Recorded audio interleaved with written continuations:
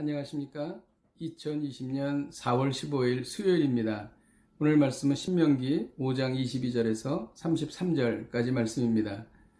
여호와께서 이 모든 말씀을 산 위 불 가운데 구름 가운데 흑암 가운데에서 큰 음성으로 너희 총회에 이르신 후에 더 말씀하지 아니하시고 그것들을 두 돌판에 써서 내게 주셨느니라. 산이 불에 타며 깜깜한 가운데서 나오는 그 소리를 너희가 듣고 너희 지파의 수령과 장로들이 내게 나와 말하되 우리 하나님 여호와께서 그의 영광과 위엄을 우리에게 보이심에 불 가운데에서 나오는 음성을 우리가 들었고 하나님이 사람과 말씀하시되 그 사람이 생존하는 것을 오늘 우리가 보았나이다. 이제 우리가 죽을 까닭이 무엇이니까? 이 큰 불이 우리를 삼킬 것이요 만일 우리가 우리 하나님 여호와의 음성을 다시 들으면 죽을 것이라. 육신을 가진 자로서 우리처럼 살아계신 하나님의 음성이 불 가운데에서 바람을 듣고 생존한 자가 누구니이까? 당신은 가까이 나아가서 우리 하나님 여호와께서 하시는 말씀을 다 듣고 우리 하나님 여호와께서 당신에게 이르시는 것을 다 우리에게 전하소서. 우리가 듣고 행하게 했나이다 하였느니라. 여호와께서 너희가 내게 말할 때에 너희가 말하는 소리를 들으신지라. 여호와께서 내게 이르시되 이 백성이 내게 말하는 그 말소리를 내가 들은즉 그 말이 다 옳도다. 다만 그들이 항상 이 같은 마음을 품어 나를 경외하며 내 모든 명령을 지켜서 그들과 그 자손이 영원히 복받기를 원하노라. 가서 그들에게 각기 장막으로 돌아가라 이르고 너는 여기 내 곁에 서 있으라.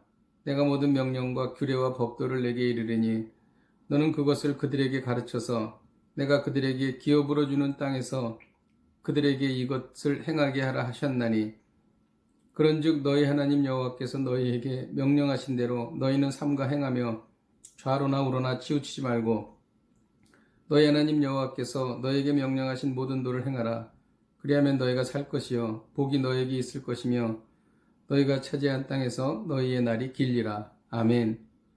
하나님은 이스라엘 백성들에게 십계명을 주셨습니다. 십계명을 주실 때에 산에 불이 붙고 큰 음성이 났습니다. 이를 경험한 이스라엘 백성들은 매우 두려워했습니다. 하나님의 말씀을 듣는 자는 살지 못할 것임을 그들이 알았기 때문입니다.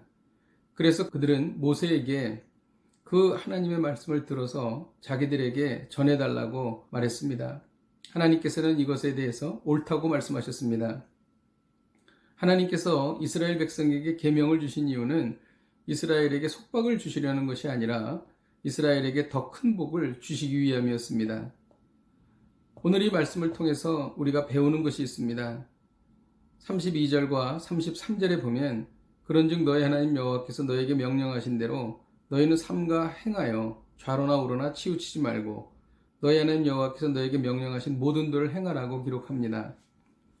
하나님께서는 이스라엘이 이제 들어갈 가나안 땅에서 어떻게 해야 복을 받을 수 있는지를 말씀해 주신 것입니다. 그것은 하나님의 명령을 지키되 좌로나 우로나 치우치지 말라는 것입니다. 오늘의 메시지는 이 땅에서 복받기를 원한다면 신앙의 균형을 유지하라는 것입니다. 어떤 복을 받습니까? 그 땅에서 번창하게 됩니다. 그리고 그 땅에서 너희의 수명이 길게 된다는 것이지요. 균형을 유지하는 것이 무엇입니까? 계시록 22장 18절에서 19절에 보면 내가 이 두루마리의 예언의 말씀을 듣는 모든 사람에게 증언하노니 만일 누구든지 이것들 외에 더하면 하나님이 이 두루마리에 기록된 재앙들을 그에게 더하실 것이요 만일 누구든지 두루마리의 예언의 말씀에서 제하여 버리면 하나님이 이 두루마리에 기록된 생명나무 및 거룩한 성의 참여함을 제하여 버리시리라. 참으로 무서운 말씀입니다. 우리가 신앙의 균형을 지킬 때에 복을 받고 균형을 지키지 않고 좌로나 우로나 하나님의 말씀에 치우치게 되면은 우리에게 화가 임한다는 말씀인 것입니다. 어떻게 해야 우리가 신앙의 균형을 지킬 수 있을까요? 26절에 보면 육신을 가진 자로서 우리처럼 살아계신 하나님의 음성이 불 가운데에서 바람을 듣고 생존한 자가 누구니까? 이들은 두려워하고 있는 것입니다. 두려워하는 것을 보고 하나님께서는 옳다고 말씀하셨습니다. 하나님을 두려워해야 합니다. 하나님을 두려워하는 것이 죄를 피하는 길입니다. 세상에 깊이 빠져 신앙의 균형을 이룰 수 있습니다. 그러나 하나님에 대한 두려움이 있으면 세상에 죄에 빠지지 않게 됩니다. 또 어떻게 해야 신앙의 균형을 유지할 수가 있습니까? 27절에 보면 후반절에 우리에게 전하소서 우리가 듣고 행하겠나이다 이렇게 말하고 있습니다. 하나님의 말씀을 다 행하겠다는 것이죠. 하나님의 말씀을 다 행할 때에 우리가 신앙의 균형을 유지할 수 있습니다. 내가 좋아하는 말씀, 내가 하기 수월한 말씀만 순종하면 균형을 잃어버리게 됩니다.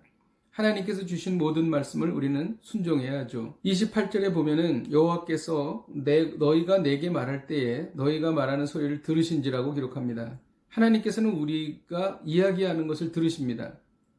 우리가 하는 이야기를 하나님께서 항상 듣고 계신다는 것을 생각하면서 말해야 합니다.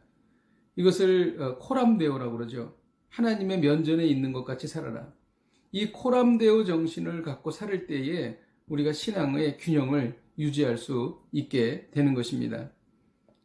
기도하겠습니다. 하나님 아버지 감사합니다. 저희가 오늘 말씀처럼 좌로나 우로나 치우치지 말고 균형을 유지하며 살게 하여 주옵소서. 그리하여 하나님이 주시는 복을 받아 누리는 저희들이 되게 하여 주옵소서. 예수님의 이름으로 기도하였습니다. 아멘. 할렐루야. 오늘 하루를 사시면서 하나님의 말씀을 잘 지키셔서 신앙의 균형을 유지하시기를 주님의 이름으로 축복드립니다. 오늘도 승리하십시오. 내일 뵙겠습니다.